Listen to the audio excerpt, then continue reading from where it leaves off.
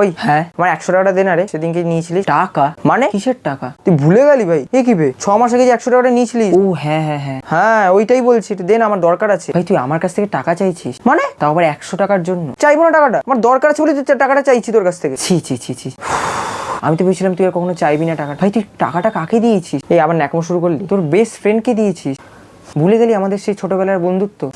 ছি ছি ছি, এই ছি ছি রাখতো, দে আর টাকাটা। তোর কিসের দরকার আজকে 100 টাকাটা, তাও আবার 6 মাস বাদে? 100 টাকা আজকাল কি হয়? 100 টাকা কি হয় মানে? 100 টাকা কোনো টাকা নয়। 100 টাকা ফোনে রিচার্জ হয়ে যায়, কোনো ভালো খাবার পাওয়া যায়। 100 টাকা 40টা ফুচকা খাওয়া হয়ে যায়। হ্যাঁ ন্যাকামো না করে টাকাটা ছাড়। 100 টাকার জন্য এরকম কথা শোনাচ্ছিস? আরে আমার দরকার আছে তো, জ্ঞান শক্তি সব হারিয়ে ফেল, এক কথা প্যাচাল পেরে যাচ্ছে। দে তো টাকাটা। তুই ভাবলি কি করে আমি তোর টাকাটা মেরে দেবো? তো বন্ধুত্ব ন্যাকামো লাগাচ্ছে বা? তুই টাকাটা দিবি হ্যাঁ কি না? আমার কাছে এই মুহূর্তে নেই, গুগল পেতে পাঠা, নেটটা কাজ করছে না। যদি কাঁচা খিস্তি না খেতে চাস টাকাটা দে।